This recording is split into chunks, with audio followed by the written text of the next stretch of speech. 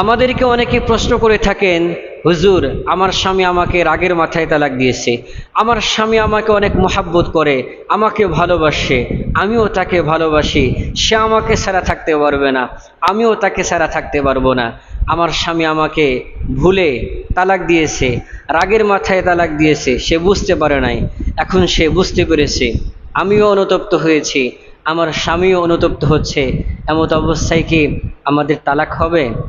আমি আপনাকে বলবো অবশ্যই। তালাক এমন একটা বিষয় যেটা মানুষ খুশিতে দেয় না, যেটা মানুষ আনন্দে দেয় না। কেন দেয়?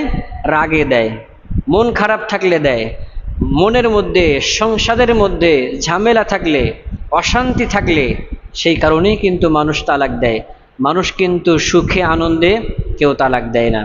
এখন আসি যে এই তালাকের বিষয়, আপনি রাগের মাথায় আপনি দা দিয়ে একটা জায়গা কোপ দিলেন, বলেন কাটবে কি কাটবে না? কাটবে।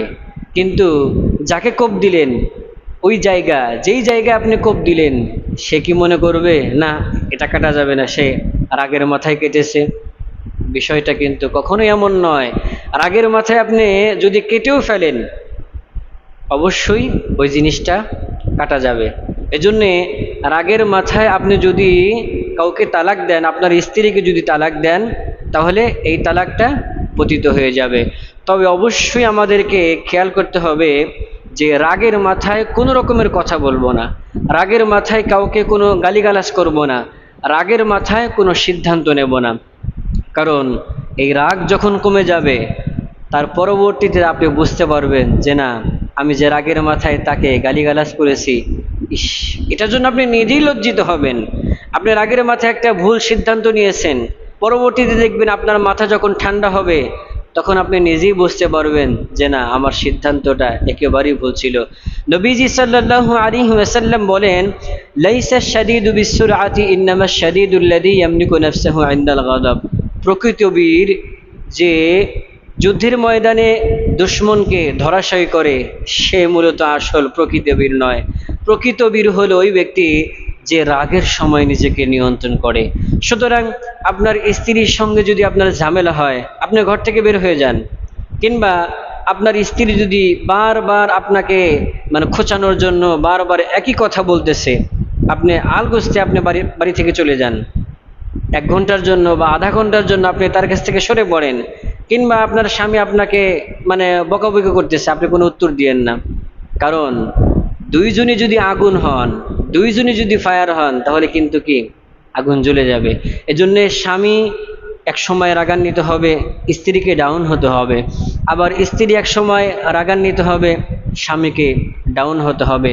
মনে রাখতে হবে, রাগের মাথায় কোনো কটু কথা, রাগের মাথায় গালিগালাজ করা, রাগের মাথায় তাকে কটাক্ষ করা, রাগের মাথায় কোনো সিদ্ধান্ত নেওয়া, রাগের মাথায় তালাক দেওয়া যাবে না। এখন আপনাদেরকে বলি, রাগের মাথায় যদি কেউ কাউকে তালাক দেয়, বা স্বামী স্ত্রীকে যদি তালাক দেয়, তাহলে কি কার্যকর হবে? অবশ্যই কার্যকর হবে। সুতরাং আমরা কখনো তালাক দিব না, রাগের মাথায় কখনো ভুল সিদ্ধান্ত নিব না, এতে কিন্তু আপনারই ক্ষতি। তালাক এমন একটা বিষয় যেটা করানোর ব্যাপারে শয়তান বারবার স্বামী স্ত্রীকে উদ্বুদ্ধ করে, মনের মধ্যে শুধু খোঁচাইতে থাকে যে এই সংসার তোর দ্বারা হবে না, এই সংসারে তোর শান্তি হবে না, এই সংসারে তুই কিছুই পাবি না। দেখা যায় সবার মনের মধ্যে, স্বামী স্ত্রীর মনের মধ্যে শয়তান ওয়াসওয়াসা দেয়। শয়তান তালাকের ব্যাপারে যতটা বেশি সাহায্য করে, তার চাইতে বেশি সাহায্য করে তালাক হয়ে যাওয়ার পর স্বামী স্ত্রীকে মিলিয়ে দেওয়ার জন্য। ফর এক্সাম্পল যদি বলি, এমনভাবে তালাক হয়েছে, 3 তালাক হয়ে গেছে, তালাকে বায়েনা হয়ে গেছে, মোগাল্লাজা, সব কিছু শেষ, এখন আর তাদের কোনো পথ নাই। স্বামী স্ত্রী ঝগড়া করেছে, রাগের মাথায় 1 তালাক 2 তালাক 3 তালাক, সব তালাক দেওয়া শেষ। এরপরে দেখবেন স্বামীর মধ্যে অনুতপ্ত হয়, শয়তান কল্পনাতে একটা ভালোবাসার জায়গায়, আরে এত সুন্দর চেহারার অধিকারী স্ত্রীকে তালাক দিলাম, সে আমাকে কত মহাব্বত করত, কত ভালোবাসতো, কত আদর যত্ন করত, ইস, এই সামান্য বিষয়ে আমি তাকে তালাক দিলাম। আবার স্ত্রীর মনের মধ্যে ভালোবাসা জাগাবে, আমার স্বামী আমাকে এত টেক কেয়ার করতো, এত কেয়ারফুল ছিল, আমাকে এত মহাব্বত করত, আমার চাহিদাগুলো পূরণ করত, এই সামান্য বিষয়ে আমি তার সাথে তর্কতর্কি করলাম, না এটা আমাদের জন্য ঠিক হয় নাই। এখন দেখা যায় স্বামী স্ত্রী মানে নিজেদের ভুল বুঝতে পেরে একজন আরেকজনের প্রতি মহাব্বতের একেবারে মনে করেন যে গভীর সম্পর্কে গভীর মহাব্বত তৈরি হয়। এই মহাব্বত তৈরি করে দেয় শয়তান। কারণ শয়তান চায় যে স্বামী স্ত্রীর মধ্যে ঝামেলা তৈরি হোক, এদের মধ্যে সারাসারি হয়ে যাক। সারাসারি হয়ে যাওয়ার পরে এখন আবার এদেরকে মিলিয়ে দেওয়ার জন্য শয়তান আবার কাজ করে। কারণ এদেরকে যে কোনো পর্যায়ে যখন মিলিয়ে দেওয়া যাবে তখন এদের মধ্যে তো জিনা হবে, বৈধ কোনো সম্পর্ক হবে না। তখন দেখা যায় যে অন্য প্রক্রিয়া আরেকজনের মাধ্যমে হালালা করতে চায়। এটা কখনো এগ্রিমেন্টে বিবাহ করা জায়েজ নাই। সুতরাং আমাদেরকে খেয়াল করতে হবে যে আমরা কখনো কোনো বিষয়ে হট্টগোল করে মাথা খারাপ করে রাগের মাথায় কোনো রকমের বাজে সিদ্ধান্ত নেব না।